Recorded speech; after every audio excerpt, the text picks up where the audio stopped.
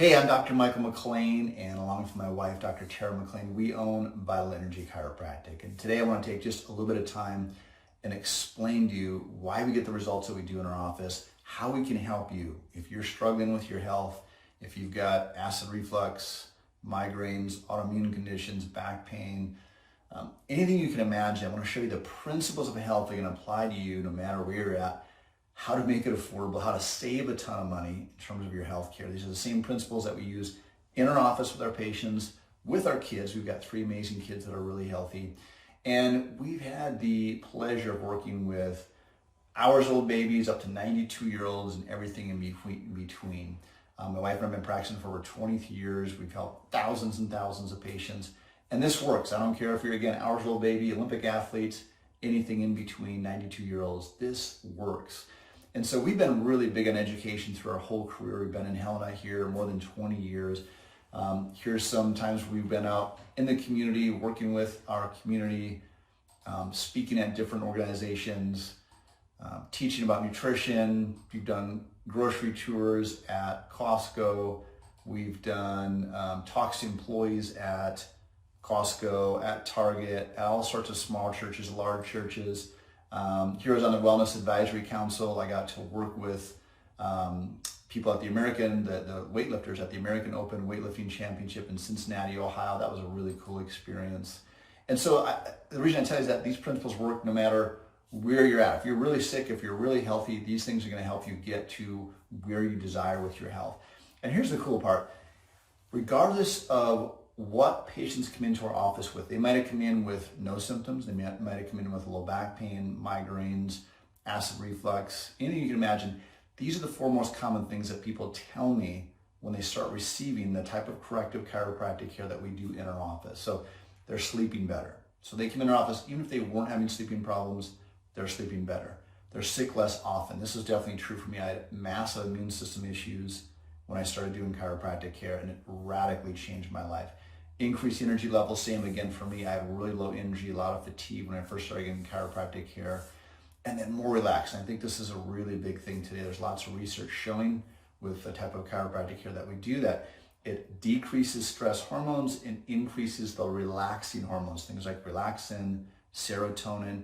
So the bottom line is you have better quality of life. And I think that's what everybody wants. Of course, you want to feel better. It's no fun to have headaches. It's no fun to have back pain or acid reflux, but it's how that's affecting your quality of life, your ability to be able to be a good parent, husband, wife, spouse, brother, sister, whatever your roles are in life. You'll be able to do it better and to the capability that you have when you have great health. So let's talk about what those things are. Number 1, you have to understand what is health. Now this sounds really simple, but it's like if you're traveling from New York to California, you've got to know where you're going. So what is health? And the definition I like most is the World Health Organization says that health is a state of physical, mental, and social well-being, not just an absence of disease or infirmity. And I would say optimal function. That's what we're looking for. And so where does that health come from? And where have we gotten to today as far as what is disease and what is actual health? I really believe, with our medical system, we're looking at trying to get rid of symptoms rather than find the cause of the problem and actually get people healthy. So here's a good example. We talk about normal versus average. So if you have normal blood pressure, what is normal? And the truth is there's really no such thing as normal. There's average, but you don't want to be average, number 1. And number 2, you want to be able to adapt. You don't want to have the same set blood pressure all the time. Same thing with your temperature. If you've got a quote unquote high temperature, now they define normal as 98.6, but again, that's average. If you have a high temperature, you're at 101, 102, 103, is that something wrong with you or is there something right with you? Meaning, if you've got a virus or bacteria in your body's going to purposely raise that temperature up to destroy that pathogen that's not supposed to be there. That's a normal, healthy response. So high temperature in that case would actually be an indication of health. Our medical system looks at that as a problem. Same thing with heart rate. So we got to look at what is normal, what's average, and what might be causing that. So let's use the example of high blood pressure. Let's say you go for your annual checkup and you've got high blood pressure. And they say, well, you've got high blood pressure. Here's a medication to lower that blood pressure. But again, if we look at what problem is your body trying to solve? So if you are somebody that is a sedentary person, that you're sitting at a desk 8 hours a day, go home at night, and you watch TV, you're just not very physically active, your body on purpose may raise that blood pressure. What's the purpose of blood? To get oxygen to your tissues. If you're not getting enough activity, you're sedentary, you're not getting enough blood to your tissues, your body may raise that blood pressure on purpose to get more oxygen to your tissues. Now, I'm not suggesting that we want to have high blood pressure, but the bottom line is you want to get to the cause of the problem rather than treat the symptom. What's the cause of the problem? So what could cause high blood pressure? Being sedentary, being overweight, being stressed, right? If you're stressed and your body starts to produce a fight or flight response, you want to have high blood pressure. That's exactly what your body's trying to do. So again, if you're taking a medication, you're working against that. Now, I'm not suggesting that we should never take medications, but if you want to have long-term health and longevity, you got to figure out what's causing the problem and correct that rather than just treat the symptom. If you went to your auto mechanic and your check engine light is on the dashboard of your vehicle, and they just gave you some duct tape to cover that up and said, hey, have a great day, you're all set, would that work for you? Of course not. Your car's going to get worse. It's eventually going to blow up or have some type of bigger problem, because why? All you did was treat the symptom, right? Look at the check engine light here. The symptoms don't show up until typically after we've lost 60% of our function, right? So we're not going to have the symptoms until the problem's very, very advanced. Again, we want to get to the cause of the problem, right? So we want to have optimal function. So what controls function in our body? Our brain is our master computer. That controls everything in our body. So the information starts in our brain. It travels down our spinal cord, which is a huge bundle of nerves. And then those nerves carry the information from our brain out to our cells, tissues, and our organ. So if we took the nerves, let's say, traveling to your heart, and we cut those nerves in half, your heart's going to stop working. Not because there's anything wrong with your heart, but there's no power going there. There's no information going there. So it can't work independently on its own. So I use an example like a dimmer switch on a light. If you have a light bulb and you turn that dimmer switch down, the light's going to get dimmer, not because there's anything wrong with the light, but there's less power going there, right? So our spine is body armor for the nervous system. So the brain sends information down your spinal cord, a huge bone of nerves that runs down the middle of your spine. And then these nerves come up between the spinal bones and they go to your heart, to your lungs, and every cell, tissue, and organ of our body. So through life, through physical stress, chemical stress, emotional stress, our spine can shift out of its normal alignment or be restricted in its motion. And if that happens, wherever those nerves are going to, that organ or that cell, that tissue can't function the right way. So like in my case, when I was younger, the nerves going to my immune system were being interfered with. So it's kind of like having, again, a dimmer switch on my brain controlling my immune system. So when I came in contact with a virus or bacteria or a germ, I was much more likely to get sick versus my sisters, my parents, my brother. They get exposed to those germs and viruses. They weren't getting sick. So I know it wasn't just the germs. I was living in the same household, or eating the same food. I was in very close contact with my family. They weren't getting sick, but I was getting sick all the time. Ear infections, sore throat, strep throat.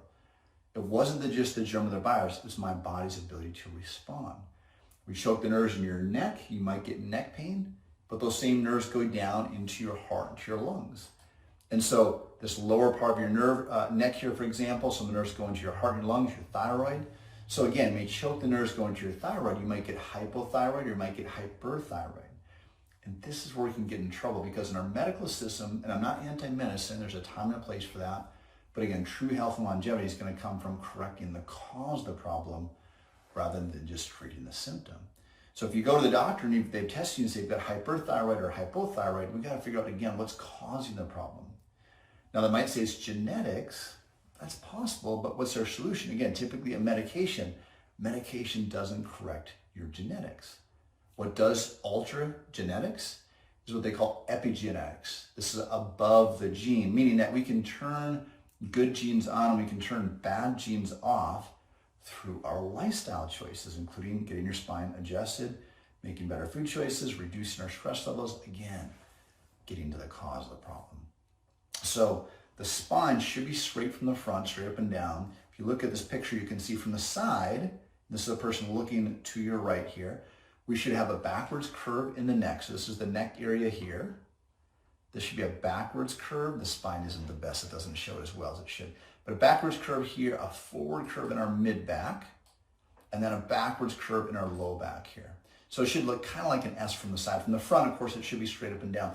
If that spine, again, gets shifted out of alignment because when you were 8 years old, you fell off the monkey bars, or you got in a car accident when you were driving, or maybe your parents were driving, or fall off your bike, or because of repetitive type of stress of sitting at a computer for years, or looking down at your phone, or other physical stresses, the spine can shift out of its normal alignment. Or chemical stress. We have emotional or chemical stress, things we put into our body. It stresses the body. We can sit, and again, we're likely to shift out of that normal alignment. And just like that dimmer switch, we put pressure on those nerves, and wherever those nerves are going to, can't function the right way. So what we do, very simple, we're finding those areas through an x-ray, through a physical exam. We're checking the range of motion of the spine. We're looking for spasm, inflammation of muscles surrounding your spine. We're looking for indicators if that spine is out of alignment. And the cool thing we can do with our x-rays, we have digital x-rays, and we can actually measure where the spine should be versus where it's at. And we do what's called corrective care. There's a very small percentage, from what I understand, like 2 to 5% of the chiropractors in our country do corrective care. Most chiropractors are more on the pain side, treating symptoms. Not saying that one's better than the other. It depends on what your goals are. But again, if you want health and longevity, you've got to get to the cause of the problem. So we're doing very light adjustments after we find if you have a spinal misalignment. That's called a subluxation. Go back to the slide here. You can see that term here, vertebral subluxation. That simply means the spine is shifted out of alignment, or it's not moving properly, and it's putting pressure on those nerves. That's called a subluxation. We find a subluxation, we can help you. It doesn't matter if you have symptoms, don't have symptoms. It doesn't matter if you've got migraine headaches, if you've got fevers. It doesn't matter what the symptoms are. If there's pressure on the nerves, your body cannot heal and function as well as it would be as if that pressure wasn't on the nerve. Now, the great news here is that let's say if you come in with back pain or headaches or neck pain, you get adjusted and your pain doesn't go away, you're still going to get healthier. Now, of course, we want you to feel great, but we want to get to the cause of the problem. So if you've got headaches and you take a pain medication, your headache may go away, but you're not healthier, right? Go back to that duct tape on the check engine light. You're not correcting the cause of the problem. So I'll give you a bunch of examples here. This is Lisa. She came in, and Lisa had severe headaches, vertigo. She had been going to the doctors. They were doing medications. She couldn't drive anymore. She was having difficulty with work. She had missed a bunch of work. They had an MRI. They had all this different testing, and they couldn't find what was wrong. They just kept giving her more and more medications.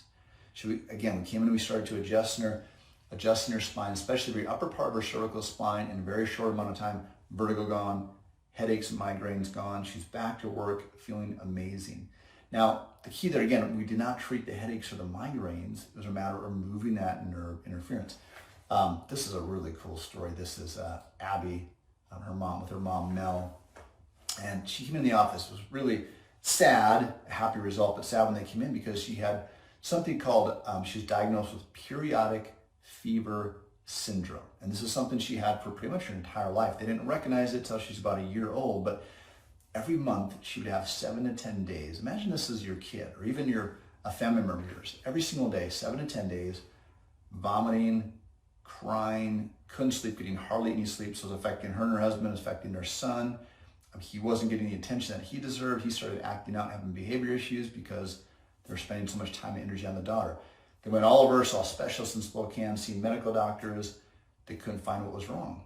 So it was almost like a menstrual cycle. Each month, she would get the same time each month. She would get 7 to 10 days of this high fever, 102, 103, 104 degrees, and all these symptoms that go along with it. Couldn't eat. She's only drinking fluids, sick, vomiting, horrible situation.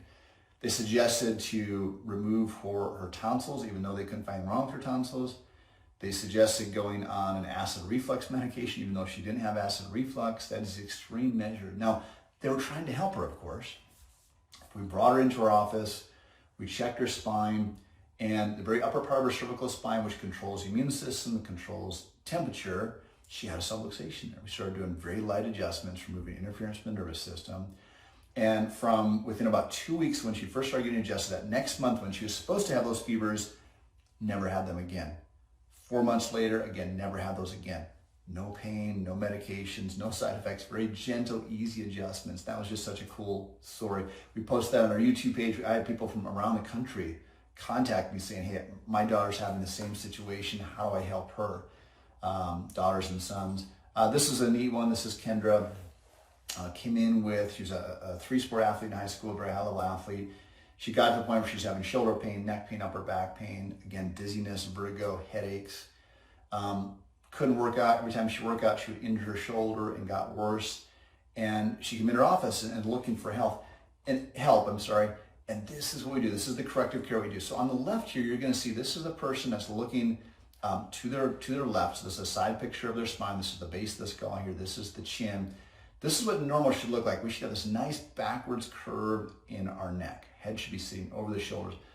When Kendra came in, and there's a more extensive video if you want to watch the whole video on this, but her spine is actually bending the wrong way, crushing the spinal cord, crushing the nerves. So we started to adjust her, and you can see on the right here, we didn't treat her shoulder pain, we didn't treat her headaches, we didn't treat her vertigo. We started removing interference from the nervous system, started to get the spine into a better position. This is our first re-x-ray 90 days later. Pressure off the nerves, not perfect yet, but her head's over her shoulder, pressure off the nerves. Virtually every symptom she was having was gone pretty quickly. Shoulder pain gone, headaches gone, vertigo, and dramatically changed her life, changed her relationships. She's able to start working out again.